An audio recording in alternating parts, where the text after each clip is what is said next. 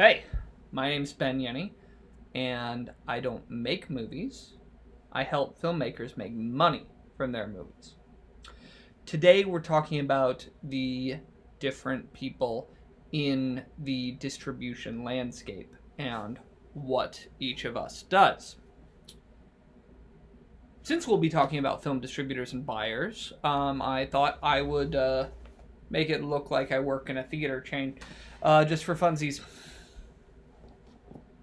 So the major people in the distribution landscape are buyers and distributors, who are essentially the same thing, sales agents, aggregators, executive producers and PMDs, and producers reps.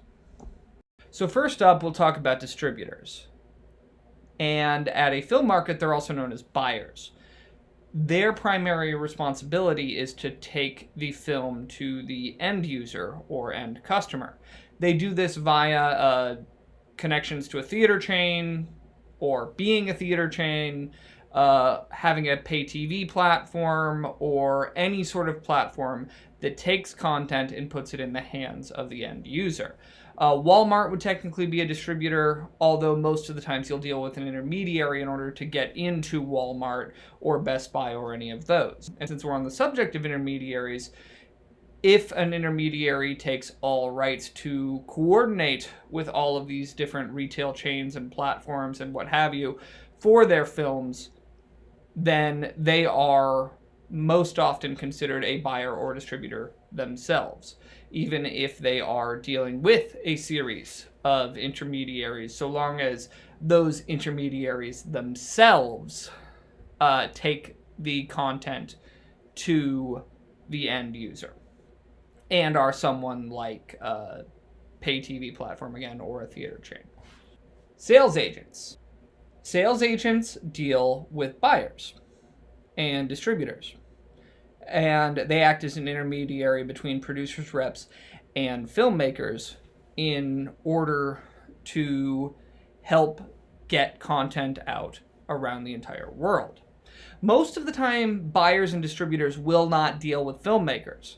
I do a little bit of direct distribution myself, and I will deal directly with filmmakers just because I've got a lot of practice at it, having been a producer's rep for so long. But most would really rather deal with a sales agent or a producer's rep. An aggregator handles the primarily technical job of getting films available for sale on platforms such as iTunes, Fandango Now. A lot of them will take Amazon Transactional as well, although that's easier to do yourself, not as easy as it once was. And unfortunately, due to the nature of the evolving nature of the industry, a lot of buyers are currently little more than aggregators, although the buyer, at least in theory, does a lot more on marketing for the film and regionalization for the film to make sure that the marketing for said film appeals to their locality. However, not all of them are as good at it as we would hope. After that, we have an executive producer and a PMD. As both producers, reps, and PMDs tend to take an executive producer credit. Producers of marketing and distribution are producers who deal with marketing and liaise with distributors throughout the entire process, and as such, they get an executive producer credit. Take a look at the various kinds of producers video for more detail on why that's true. One of the biggest differences between a producer's rep and a PMD at this point is that PMDs tend to come on at an earlier stage and will primarily deal with marketing and distribution, as one would expect. A producer's rep is more likely to deal with financing and finding equity than a PMD is, if they come on early, although I will also state that it's rare that producers' reps will do this. And I am a producer's rep.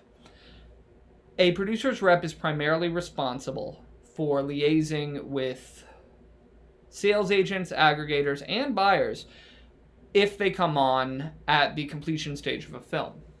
A producer's rep may also help with the festival planning and connect to festivals. That is not always something that's done.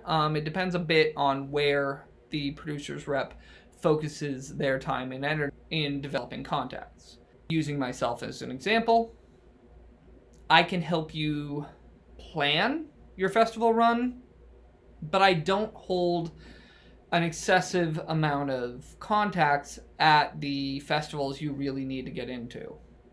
Instead, I focus my energy on developing deep distribution connections because that, to me at least, is at least slightly more valuable. So thanks very much for watching. As you can probably tell, given that while the information in this video is very valuable, the production quality may not be as high. This isn't my full-time gig.